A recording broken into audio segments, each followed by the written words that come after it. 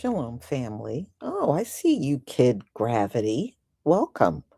All right, y'all, listen.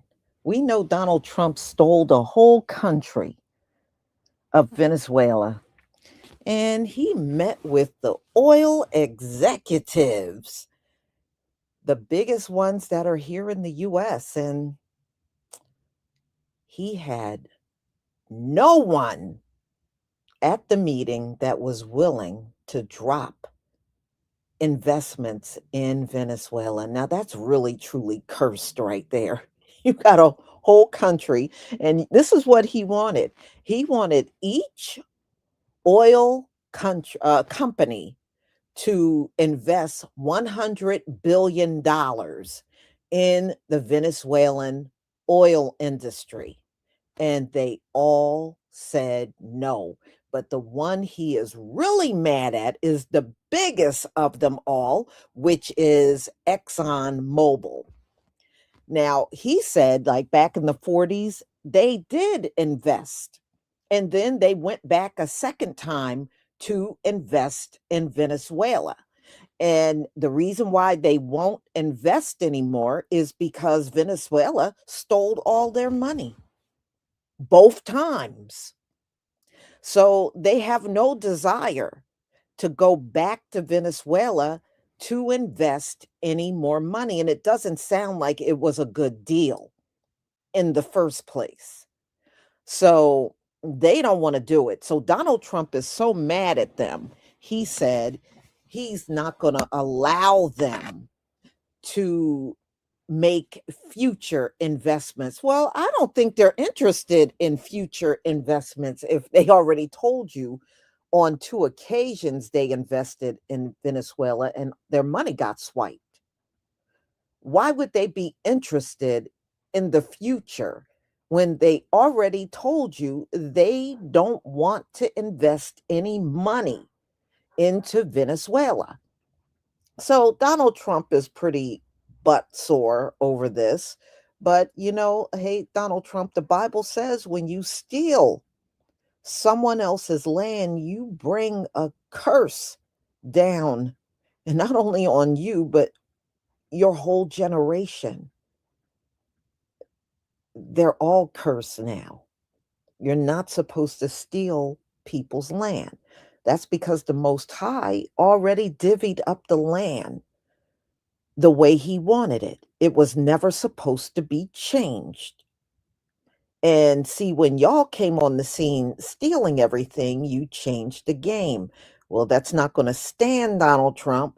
This is why, let it be known it is cursed when you have a whole landmass and nobody wants to invest in it. Says a lot right there, Donald Trump. So I don't know. What can Donald Trump put there that might be beneficial? Don't a lot of South America have low birth rate too? At least that's what I read. A lot of those South American countries, they're also struggling with low birth rate. So I don't know. I don't know. Isn't there a lot of old people there though? Donald Trump, maybe you can put like an adult diaper company there or something. And I don't know if them old people gonna buy it, but you might want to try something since the gas and oil thing ain't working out for you. So I think this is kind of hilarious, but I'm going to let you listen to this executive tell Donald Trump straight to his face, ain't investing in Venezuela.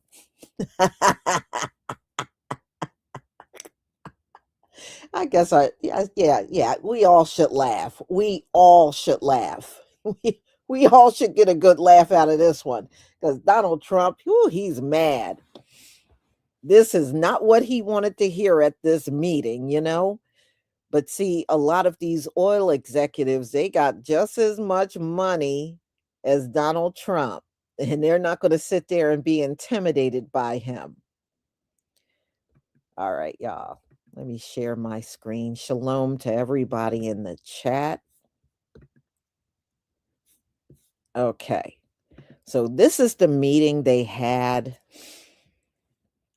And Donald Trump is just not a happy camper. And yes, this is after he stole Venezuela. After. Give me a one if you can see my screen.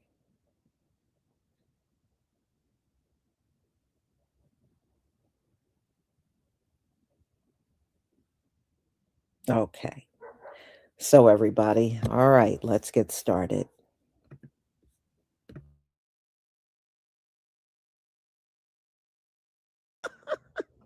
Y'all. So yesterday, Frappy Dump and his co-conspirators, Lil Marco Rubio, JD Vance, aka Ashley Furniture, and old ass Susie Wiles rolled out the red carpet for these oil and gas executives, honey. Y'all, they was laying it on thick because as we know, Frappy Dump has already been bragging, saying that the oil industry has committed to investing $100 billion in to rebuild the Venezuelan oil infrastructure. Y'all know he's been saying this. Only for the CEO of ExxonMobil to get up there and say, look, we ain't commit to shit. And the reason why we haven't committed is because the Venezuelan oil industry is uninvestable. And the only way we are going to commit is if we have some sureties that this is really going to be a win for all of us. Y'all watch this. I'll see you on the other side. With respect to Venezuela in particular, we have a very long history in Venezuela. In fact, we first got into Venezuela back in 1940s. We've had our assets seized there twice. And so you can imagine to re-enter a third time would require some pretty significant changes from what we've historically seen here and what is currently the state. If we look at the legal and commercial constructs and frameworks in place today in Venezuela, today it's uninvestable. And so significant changes have to be made to those commercial frameworks, the legal system. There has to be durable investment protections, and there has to be a change to the hydrocarbon laws in the country. We're confident that with this administration and President Trump working hand in hand with the Venezuelan government, that those changes can be put in place. Baby, he said uninvestable. That's what he said. Now, granted, he did say if Frumpy Dump is able to deliver on all these things that, he said he can do, then we may do something. However, at this point, it's uninvestable. So stop going around here telling folks that we said we was going to give $100 billion because we ain't told you that shit. I declared it. What a disgrace. It's been about the oil the entire time, but to see the look on Susie Wild's face as this man was telling her the truth and busting their bubble, baby, this is worth $100 billion. Y'all put your thoughts in the comments. This is no demo for the accurate news. All this shit for nothing. Have any oil companies made commitments to the United States after your meeting on Friday, sir? Yeah. Which have Exxon, Cadogo? No, I didn't like Exxon's response. We have so many that want it. I'd probably be inclined to keep Exxon out. I didn't like their response. They're playing too cute. What backstops or guarantees have you told the oil companies that you're willing to provide? Guarantees that they're going to be safe, that there's going to be no problem, and there won't be. There's not going to be a problem. They had problems in the past because they didn't have Trump as a president. They had stupid people. So today, the president had nearly 24 of the biggest oil executives at the White House to talk about, guess what? The opportunity that he sees ahead in Venezuela for these massive companies, and he wants them to make massive investments. The plan is for them to spend, meaning our giant oil companies will be spending at least $100 billion of their money, not the government's money. They don't need government money. But they need government protection and need government security that when they spend all this money, it's going to be there so they get their money back and make a very nice return. The plan is for them to spend at least $100 billion to rebuild the capacity and the infrastructure necessary. Well, there was a lot of talk about a lot of opportunity in Venezuela. The CEO of the largest company, he threw some cold water on it in his comments. In particular, we have a very long history in Venezuela. In fact, we first got into Venezuela back in 1940s. We've had our assets seized there twice. And so you can imagine to re-enter a third time would require some pretty significant changes from what we've historically seen here and what is currently the state. If we look at the legal and commercial constructs and frameworks in place today in Venezuela, today it's uninvestable. And so significant changes have to be made to those commercial frameworks, the legal system. So you just heard it. At this moment in time, and it could change, the CEO of ExxonMobil calls Venezuela uninvestable. But could he and these other execs really just be playing a game of chicken with the president? They will go to Venezuela. They will invest when and if our government offers them more and sweetens the deal. And given what a big deal Trump is making about this, there's a good chance they're going to get their wish. Yeah, ExxonMobil told Donald Trump to his face today, no, they won't be investing any money in oil in Venezuela. We went and spent billions of dollars deploying troops and capturing Maduro on drug charges and trying to steal their oil. And the largest oil company in the world said no. They said no. The art of the deal. I feel like we need to start having vocabulary lessons. So I'm going to put the word uninvestable. Definition: something is impossible or highly impractical to invest in. This vocabulary word has been brought to us by the CEO of Exxon. And for MAGA, if you do not know what Exxon is, they are an oil company. Okay? So again, the word is uninvestable. And if you need to, I can do another episode on the definition of invest. Okay? Yesterday, y'all, January 9th, Trump hosted CEOs from the ExxonMobil, Chevron, and ConocoPhillips, right, y'all, promising U.S. protection for $100 billion in private investments to revive Venezuela's oil infrastructure. No taxpayer money was involved, they're stating, but the pitch followed Operation Absolute Resolve on January 3rd, where 20 elite operators used advanced technology like drone swarms and possible surround waves to capture Maduro without U.S. losses, as described in a loyalist stunned account, right, y'all? So the executive stayed cautious, citing risk and instability, offering only scouting teams in light moments like Trump's laughter over Rubio's note. Rubio gave him a note and told him to basically go back to Chevron, and Trump read the shit out loud. And what's crazy is a reporter had asked him, like, would you order a mission to capture the Russian president, Vladimir Putin? And Trump stated, I don't think that's going to be necessary. I always had a great relationship with him. And Russia has, y'all, 5,000 nuclear warheads. And of course, it's not fucking necessary. All right, y'all. Let's just put it like that, because he even had a moment where he basically got up and told him, hold on, so he can go take a look at his ballroom.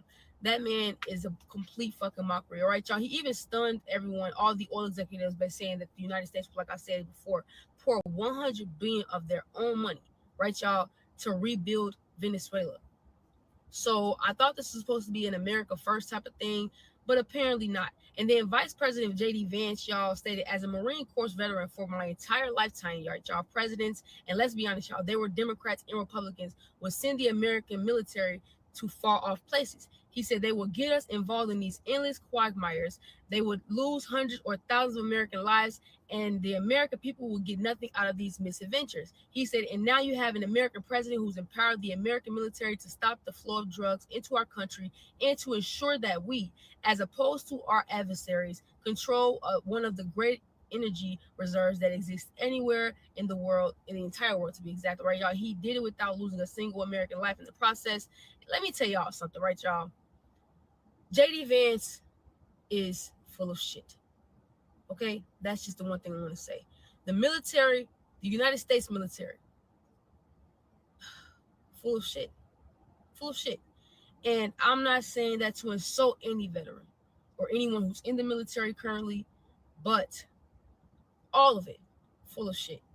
And this whole entire goddamn hosting thing that he did, you know what I'm saying, with all of the oil executives, it proved the point.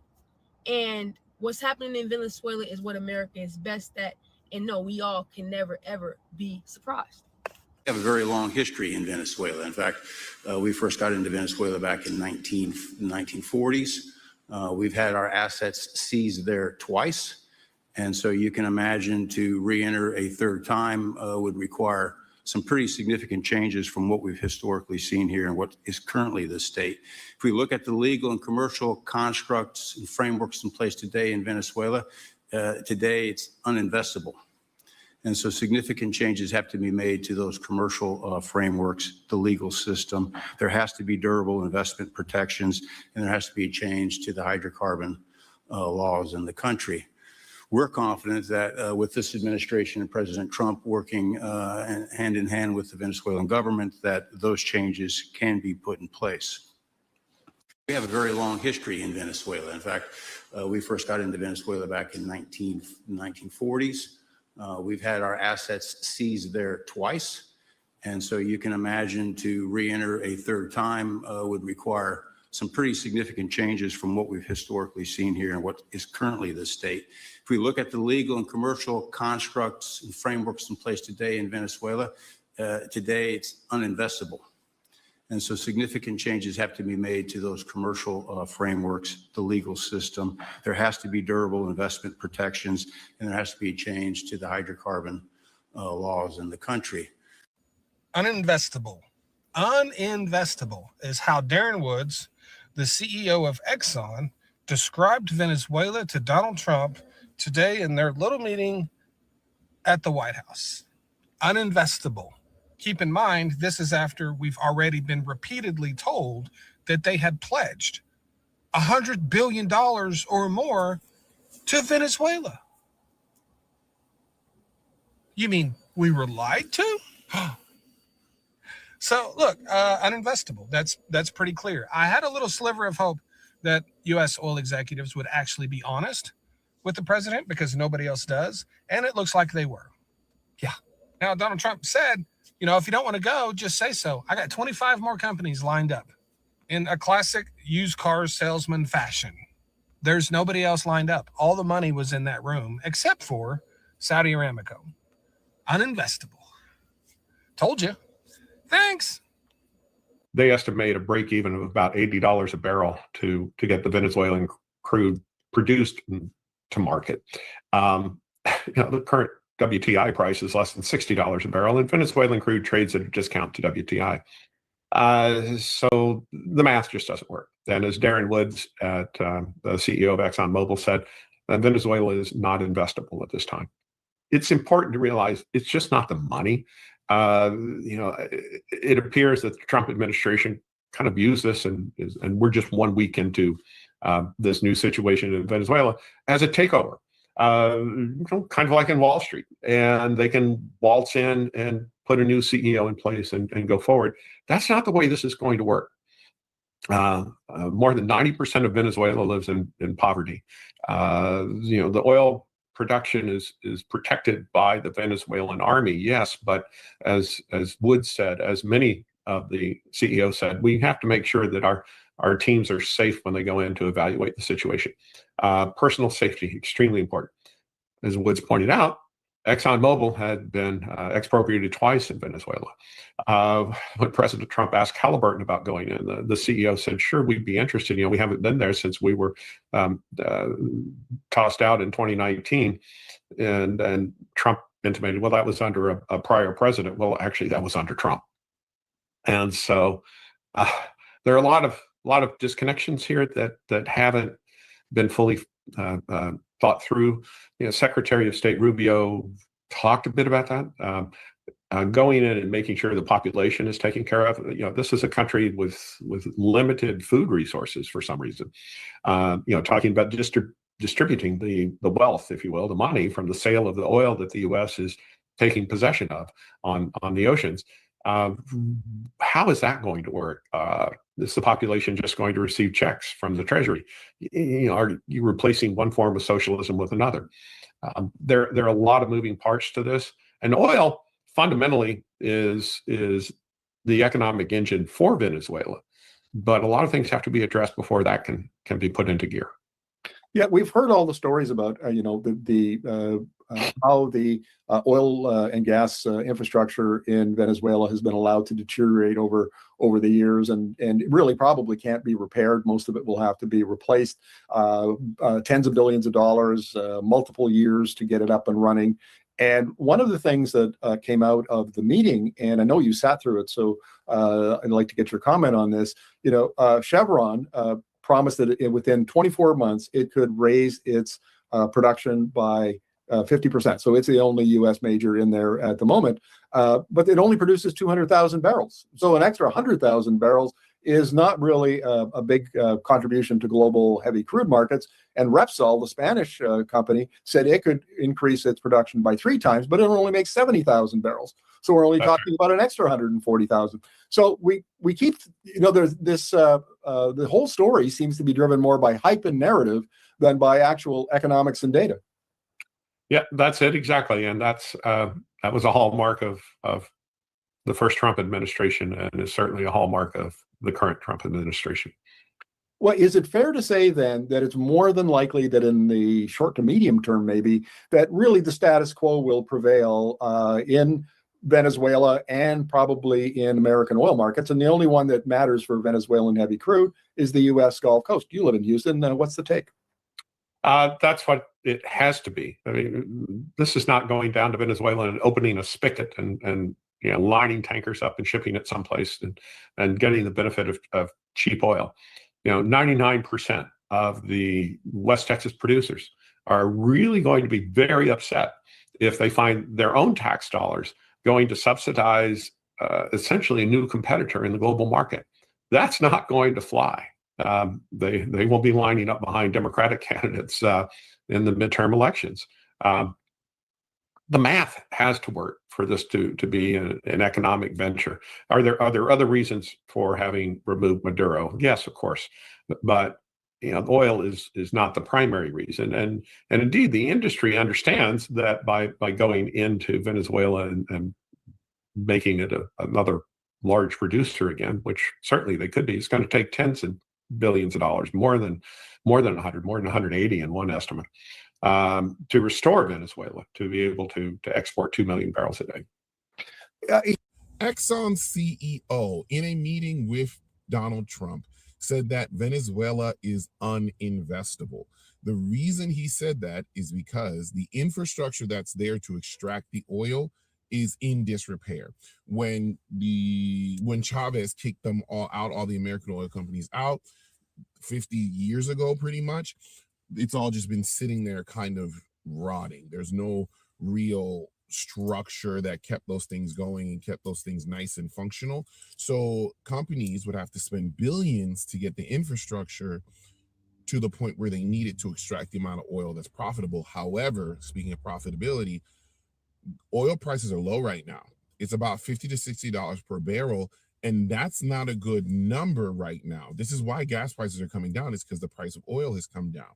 So for a company like Exxon, seeing that oil prices are low and seeing that Venezuela requires billions of dollars of investment just to physically get the oil out of it, which is already low, they just said this doesn't seem like a practical venture. Donald Trump ain't like that. And now he's playing I know you were on my playground game, saying that Exxon won't have dibs on the Venezuelan oil when time comes. And I'm just like, y'all, this is a joke. I mean, are we seriously doing this right now? Like, I don't even understand how we playing playground rules, but that's where we at. Y'all have a great day.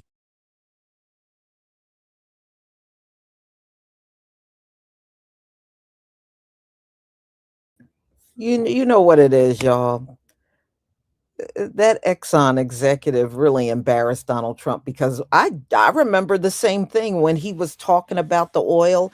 He was talking like he had the investments in the bag, but Donald Trump always lies. I mean, that's really not shocking. This man always lies. But he tried to make it seem like they already had these investments.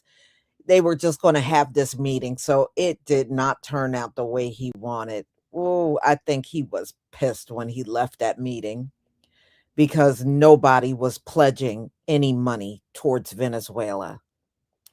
So Donald Trump was left with egg on his face for real on this one. So, y'all, thank you for being here. I got one more that actually kind of fell in my lap.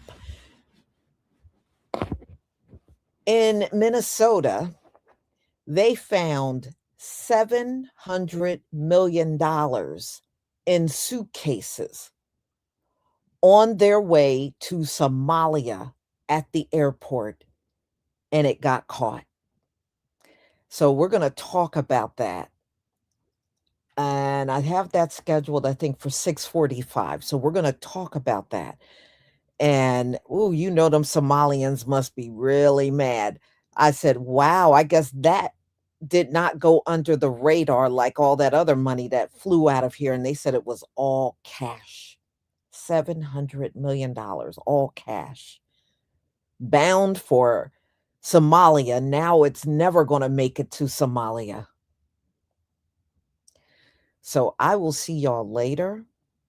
And just a reminder, I did pin my Give, Send, Go in the comment section. Again, I have to repeat this because believe it or not, people are still asking me for the link.